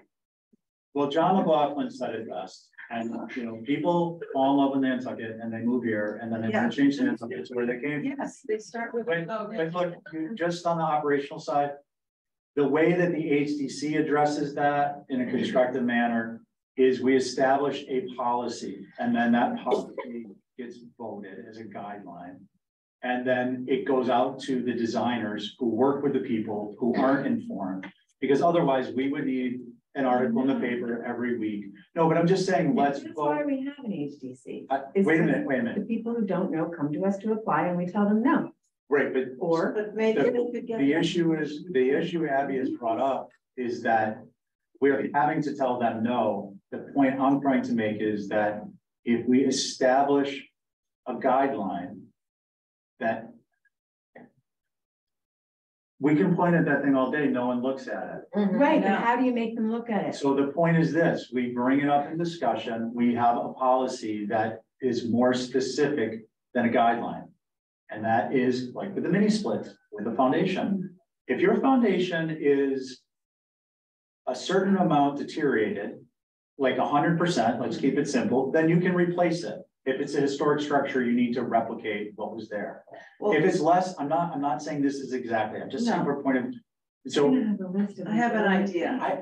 Oh my God, you guys, please don't take both sides of the fence. Either we're going to deal with it at the meeting, which is what you're saying, because we're gonna have a list 1,000,000 miles long, or we're gonna come up with a policy so we can telegraph expectations and therefore not have all these discussions at the meeting repetitively. I'm not talking about the one-offs. I'm not talking about the kind of, it's a borderline gray area. I'm talking about clear distinctions using a foundation, for example, so we can telegraph our expectations and we don't have to keep revisiting those. If we can take 15 foundations off our table in a year, which tend to be on historic homes and be very long meetings, because we have clear expectations established, all of a sudden we've just saved 15 meeting hours multiplied by 10 people. We're saving hundreds. So for example, you come in with a foundation. If you replicate it to what it looks like today, you can do it?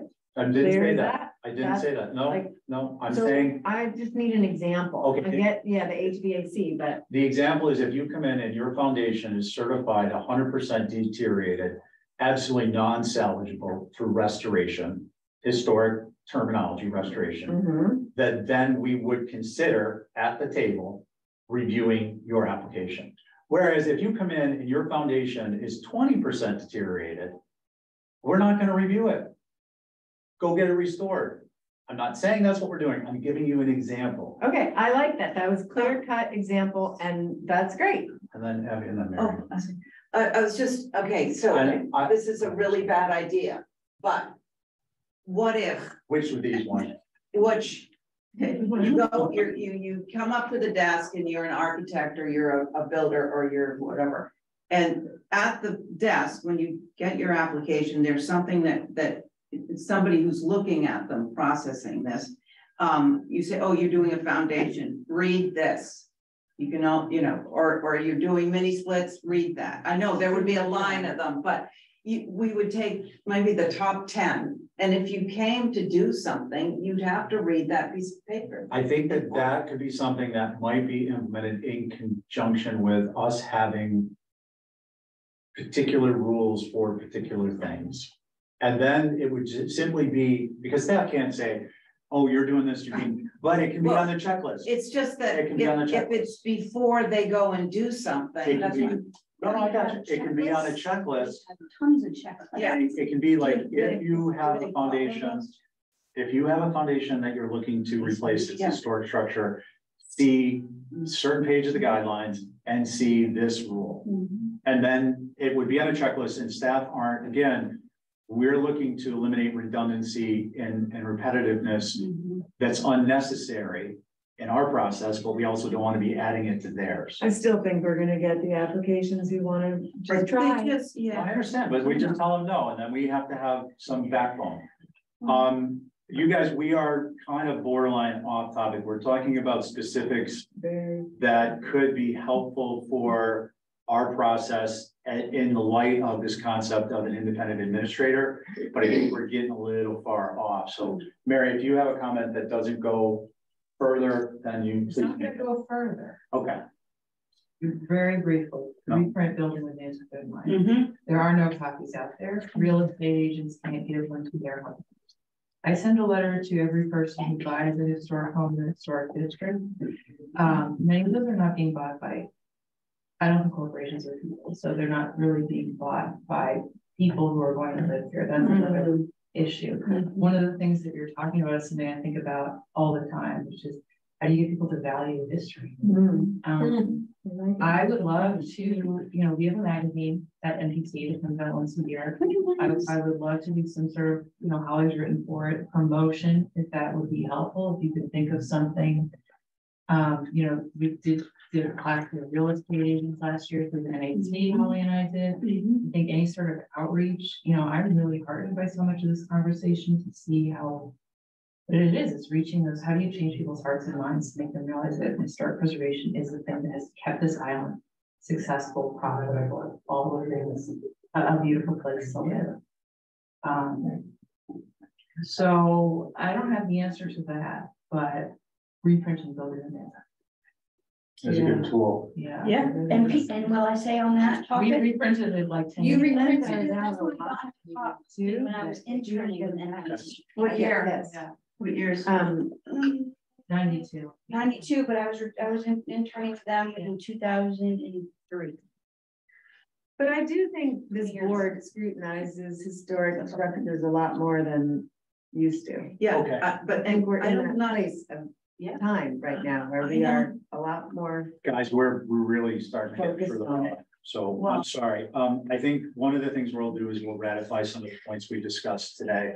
And our next meeting, just to be clear that we think we were in conformance, but everything else is covered. Yeah. Just on the, I think we've covered the HCC administrator. We've covered the idea of, I would like to ask that you guys please, if we're going to advance things, come up with 3 items and email them to Holly that you think we're running into problems with. Or email them to, don't email them to me because it's a violation of. I don't like talking problems. I like talking solutions. Well, I understand. Oh my God. I'll do it. Okay. Can't comment. Deal with the spontaneous comment. This is the thing. You can't come up with solutions if you don't understand the problem. Right. So what I'm asking for you is to identify shortcomings due to growing pains that we're experiencing due to pools, solar, driveways, the volume of work we have. This isn't a fault finding exercise. It's simply a list of 3 simple items where you feel there's some shortcomings. Because the next step would be to try and advance that into constructive change. But we can't do that if we don't identify the shortcomings. Is that? okay? Just But it's in a kinda nutshell, nice to to have say a it one more solution time. when you're I thinking do have it's another. a But okay, wait, the solution, I just want to be clear, it's not our place to come up with the solution. I know. So Suggestions, Three ideas, different collaboration. problems. the 3 shortcomings in our process. They're not staff associated, they're not a particular commissioner associated, they're not. That sort of hold up the work. Yeah, what do you see? If you want to put in 10, but at least everybody turn in 3. And they can't be the ones we talked And about don't today. send to everybody, that's an open meeting Yes. law Yeah, violation. send it to Holly. So I have a very utopian thought again. I was thinking, imagine this building rebuilt by. We are way off our.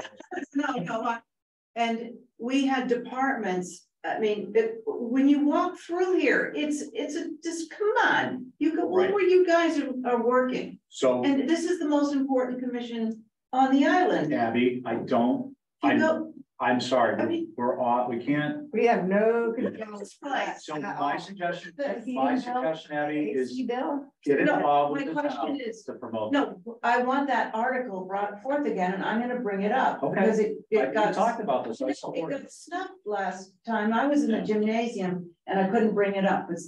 Do you know who brought it up? Because I think. I'm gonna maybe- ask you guys to discuss that offline, Yeah. just for the sake of moving the meeting forward. It's already, we're well after. Angus, I just see your hand here. I don't know if you're even still with us. I apologize. Did you want to still comment? Thank you, Mr. Chair. I so appreciate the conversation you're having and sort of working through it. And it is a can of worms and it's easy to go on tangents. I think that you've touched on a lot of the issues having to do with what an independent HDC office would do. And it's not just the workload, and the guidelines do need to be updated. That's a work in progress to be able to sort out things so that people really do know where the goal lines are as far as ACs and pools and, all that business. But it's the amount of incomplete and inappropriate applications that the HDC receives that I think that an independent body could pre-process so that people know better before the project actually gets before you guys, because I feel like you're bogged down with things that are inappropriate and incomplete. And if that could be eliminated to a much larger degree, there are always going to be exceptions. I think that would help you the most. And that's what I have to offer. Thank you. I agree. That's what HSAC does. Thank you. I appreciate that, Angus. We all do. Actually, that's interesting, right? Because we talked about the idea of triaging incompletes. Like it might come in, but it's something that doesn't really need it, or it might be a storage structure, it gets bumped to Holly. She can look at and determine. But the concept of inappropriate application, again, that would, if staff had our more specific rules or guidelines to rely on, they would be able to say, and look, there's a legality issue here too. We can't just give something back to someone and say, hey, inappropriate. It has to have, like, there's legal timelines. Well, no, I'm saying, bear me out. Hear me out. Hear me out. Okay, sorry. Staff, if staff is empowered based upon rules or guidelines that are specific, and so, for instance, Holly is reviewing something and it's completely inappropriate, based on vote of the committee in advance and other procedural things that would have to happen, Holly would be empowered to contact the applicant with an email, much as like happens in zoning. Yeah. I'm sorry, at this time, this isn't approvable, due to such and such and such and such and such and such. It gives them clear direction based upon a it's legally tenable. It's all based upon a legal process, public hearings and votes and so on and so forth. So the idea of the inappropriateness is one that kind of piques my interest as the organizational focus committee chair.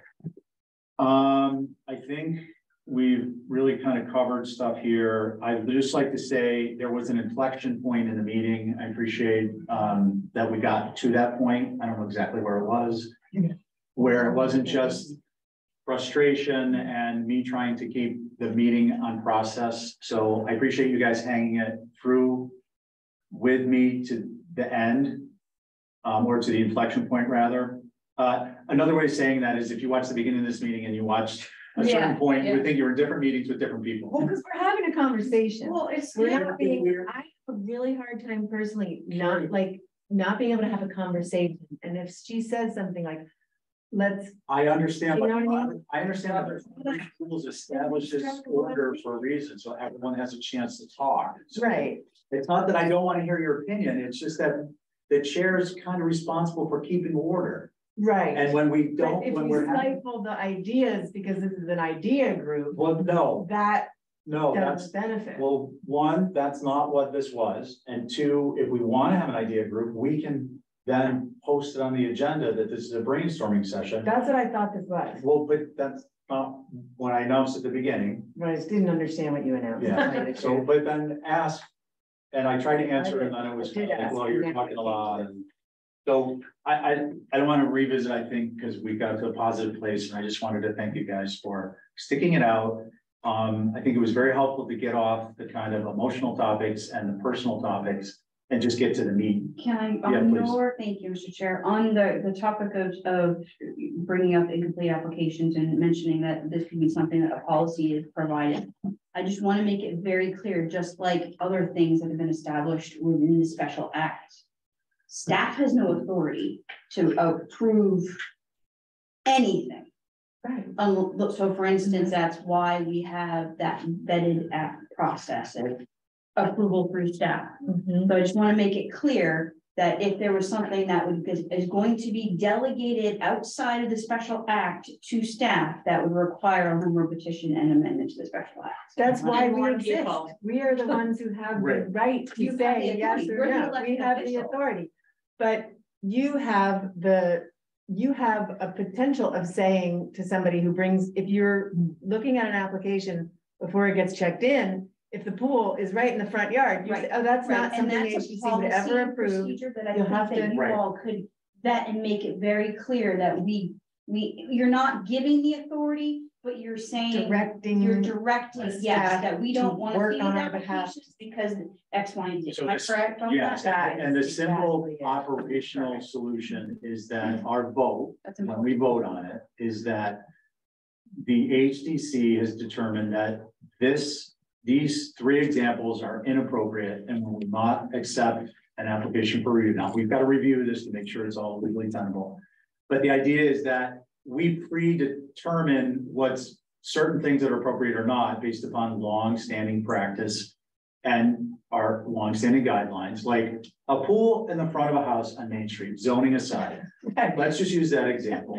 Staff are informed that the HDC will not find this appropriate.